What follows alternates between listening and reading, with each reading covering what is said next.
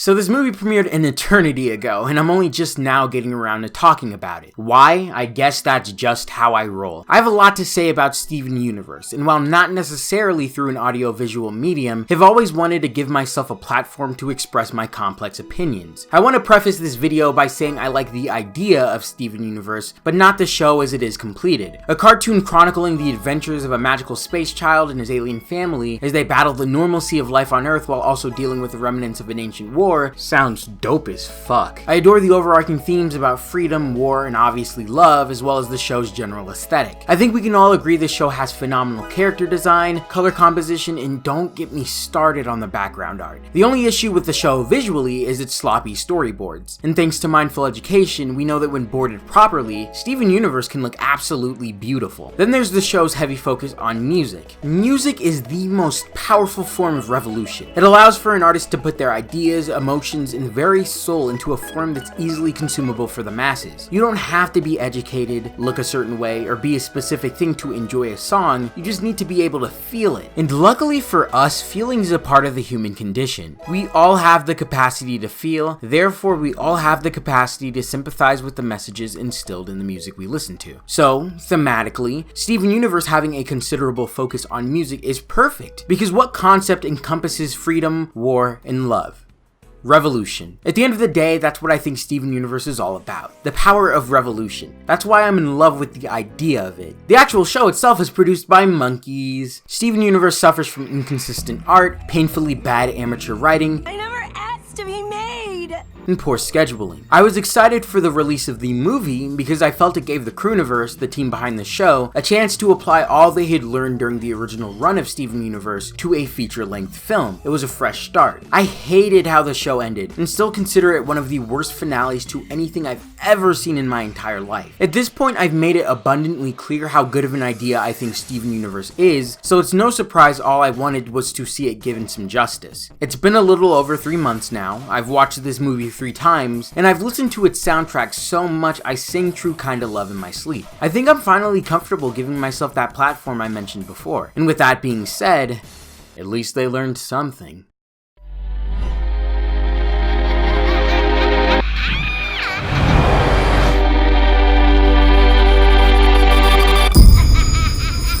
The Steven Universe movie takes place sometime after the show's conclusion. The Diamond Authority is no more, and the Gem Empire has been entirely dissolved. We've entered Era 3, and Steven is pioneering Gem society into a new age of peace and prosperity. Our titular character and his multicolored interstellar family reminisce on days long past, when they're ambushed by a powerful new gem holding unknown ties to Pearl and Pink Diamond. This new gem, Spinel, wields a deadly tool called a Rejuvenator, and operates an injector filled with poison potent enough to eradicate all life on Earth. The former of which she uses to reset Steven's gem half, Garnet, Pearl, Amethyst, and inadvertently herself. Overwhelmed with the infant-like state his friends and Spinel were left in, Steven rushes to find a way to pull them out of rejuvenation and prevent the injector from fully poisoning the planet. Ironically, it's through Spinel Steven realizes that in order for his friends to revert to their post-Gem War selves, they'll have to relive the moments which caused them to develop into the people they were. One by one, each member of the Crystal Gems returns to their original selves, culminating in a confrontation between an also unrejuvenized Spinel back at a now berserk injector. Eventually, the group splits and Steven approaches Spinel on his own. The two fight, Steven spews something about friendship and love, and the day is saved once again thanks to the Powerpuff Girls. The movie's story is actually pretty good, aside from the fact that it fucking sucks. The biggest issue I can recognize is how pointless it is. Excluding Spinel, nothing changes and no one grows from the moment it starts to the moment it ends. Steven Universe, the primary protagonist, undergoes zero character development throughout this. He still lacks the emotional maturity to understand not all problems can be solved by talking, and his naive worldview has yet to be challenged in any significant way.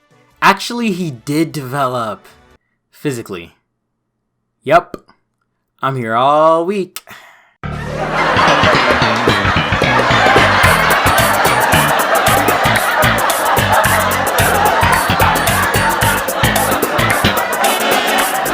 The movie opens up with a number revolving around the growth the crystal gems underwent in the original show. It does an effective job of recapping how each character has changed and how they feel in regards to the present day. I would assume if one were to dedicate an entire musical number to this, they wouldn't proceed to waste about 2/3 of the film doing what was accomplished in 5 minutes. This movie is literally just the television show done all over again with a fresh coat of paint, and it suffers because of it. I was bored out of my mind the first time I watched it because I'd seen the same character arcs and story beats done over the course of 5 fucking seasons. Looking back at the movie after watching the first couple of Steven Universe Future episodes, the epilogue series, I'm under the impression they wanted the movie to be the starting point for a new Steven Universe. I mentioned before how poorly handled the original show was, and I wouldn't be surprised if the Crewniverse wanted to start fresh without ignoring it altogether. You don't need to have any prior knowledge on Steven Universe in order to fully understand what's happening in the movie, which is kind of a positive if you disregard the fact that this film is even more boring to people who have no existing stake in this story. I watched this movie with 3 of my friends on my university's campus, and 2 of them fucking left after Spinel's introduction and didn't return until Garnet reformed. They skipped the entire fucking movie I invited them to because it was that boring. I was shocked, quite frankly. There are smaller moments exploring relationships between characters and ideas we haven't seen a lot in the actual show, sprinkled in between rehashing, but it's not enough to save the film's narrative. There's just so much more they could have done for a Steven Universe movie. Like, why was Connie written out of the film so early? It's very clear her relationship with Steven has deepened. Why couldn't they further explore that? Why were characters like Peridot, Lapis, and Bismuth only given what seems like 10 minutes of screen time? After they'd finished their arcs within the show, they stopped appearing as frequently. That's fine. If they don't have anything to contribute to the story, don't force them in. But you're telling me the writers couldn't possibly find a reason to give these characters more prominent roles? They're crystal gems too, and are vastly different from Garnet, Pearl, and Amethyst. So why not just have them organically interact with Steven? I want to see him do dumb stuff with Peridot just as much as I do Amethyst. Also, why did it have to be told strictly from Steven's perspective? They've liberated an entire universe, so why are we restricting ourselves to only the Earth? This all goes without even mentioning that the driving force behind this narrative, the Injector, is about as harmful as a crippled monkey. They literally sing all the damage this thing caused out of existence. By the time the film's over, Beach City is restored, construction on Little Homeworld is completed, and the poison just disappears. Okay, I guess we're doing that. Who this movie was made for is beyond me because it's way too familiar for people who've watched the show, monotonous and uninteresting to those who haven't, and only really serves to introduce new elements in the setting for the epilogue series. Nice! There's only one way I could see this movie truly working, and that's if it wasn't a Steven Universe movie, but a Spinel movie.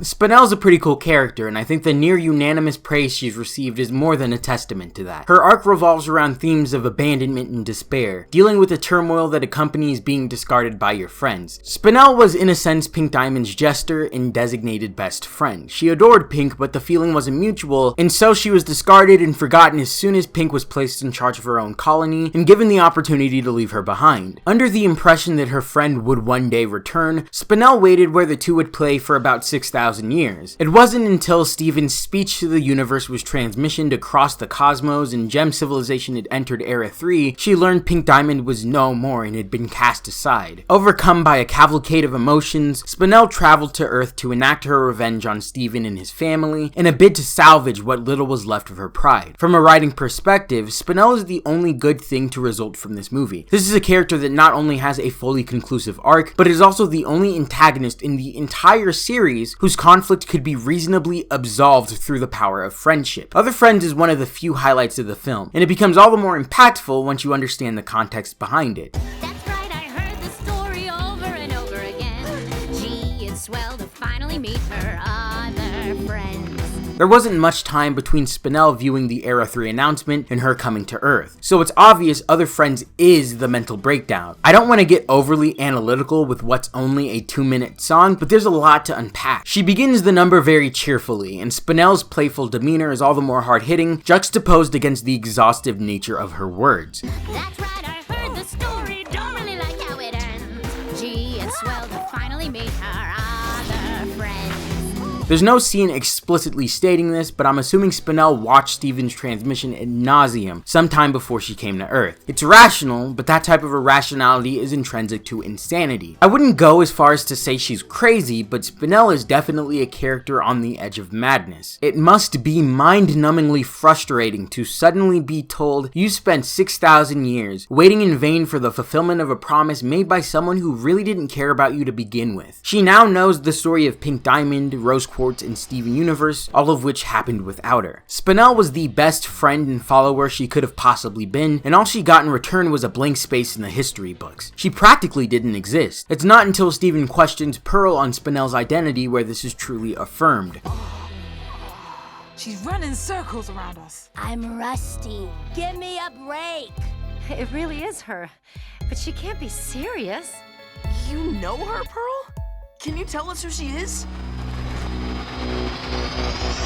Who am I? Who am I? What are you even saying? I'm the loser of the game. You didn't know you were playing. Let's play another game. This time I got to win. Lives on the line. Winner takes all. Ready or not, let's begin. Steven is Pink Diamond's legacy in tangible form, and if not even he knows who Spinel is, it's almost as if her entire existence is invalidated. The transition from a look of confusion to unadulterated rage on Spinel's face is seamless, and it's after this she just fucking kills everyone. Once again, Spinel's not crazy, but at this point in time she's 100% emotionally unhinged.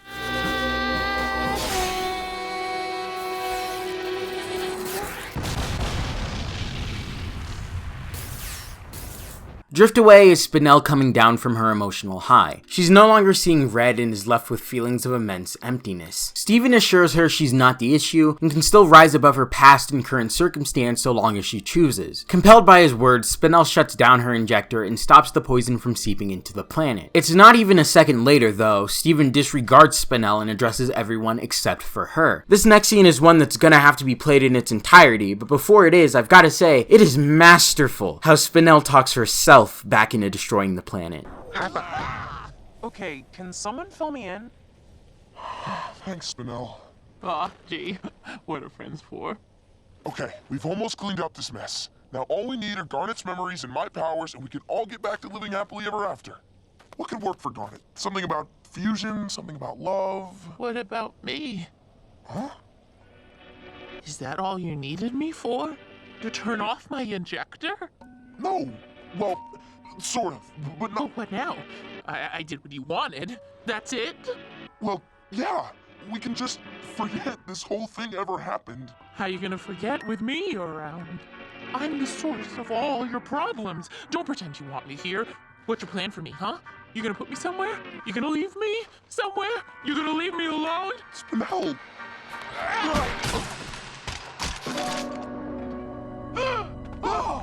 Oh, what's this? Garnet, don't touch that! Why do you have that? I was just carrying it. I didn't have anywhere else to put it. We can just forget this ever happened. You mean I can just forget this ever happened? Wow! What a plan! I turn off the injector, and then the moment my back is turned, bam, presto, change-o, problem solved! Well, think again. You're not getting rid of me that easy.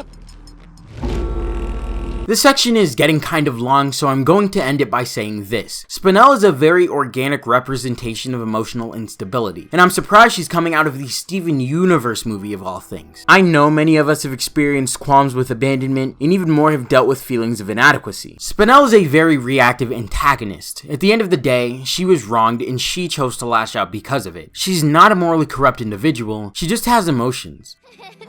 That's funny, right? At least you found me entertaining. You actually liked me, didn't you? What am I doing? Why do I want to hurt you so bad? I'm supposed to be a friend. I just want to be a friend.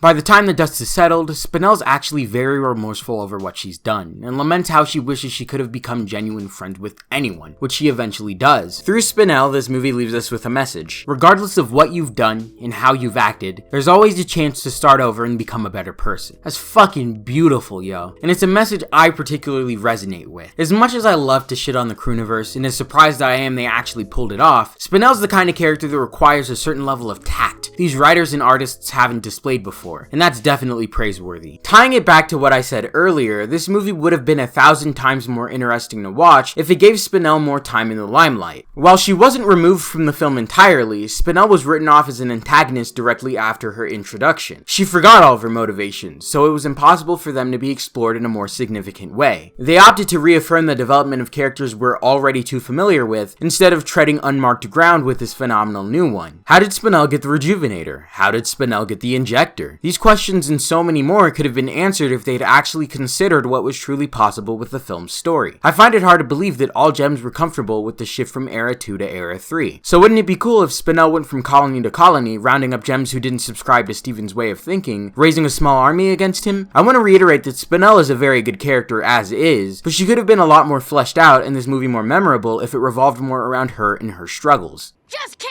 it, won't ya? You can't just make everything better by singing some stupid song!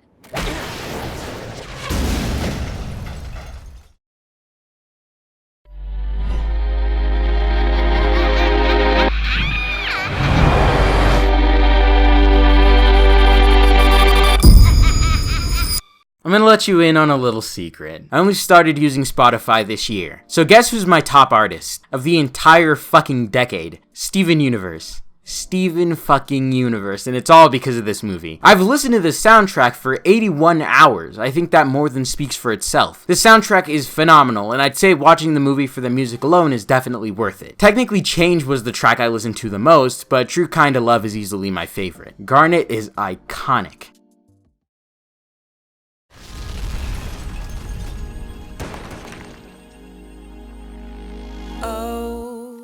When a difficult day goes by, keeping it together is hard, but that's why you got to try, you got to try.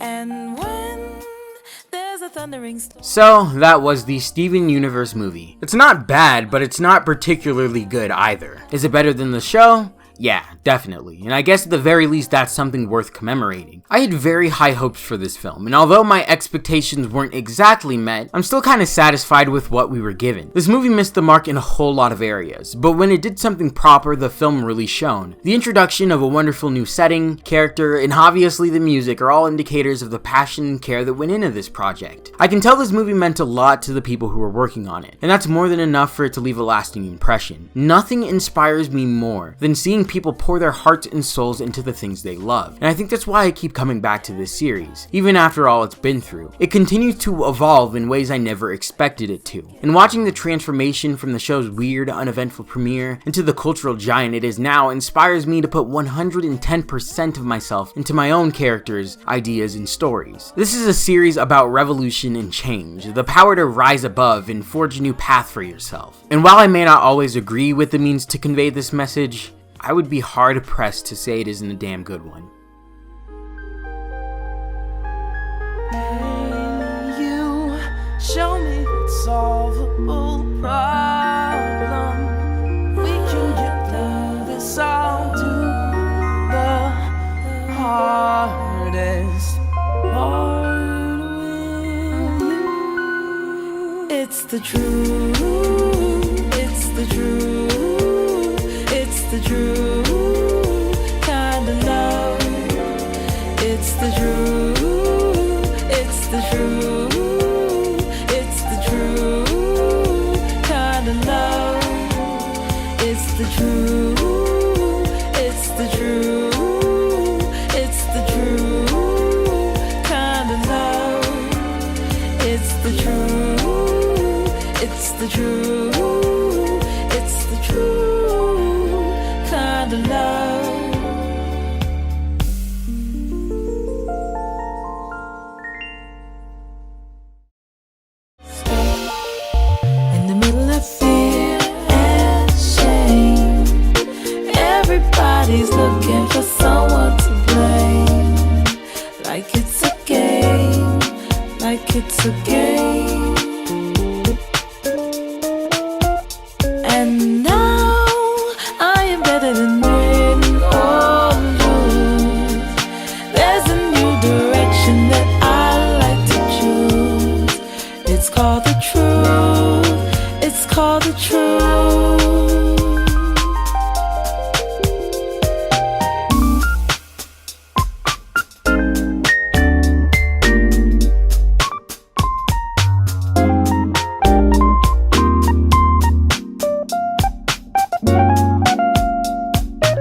you.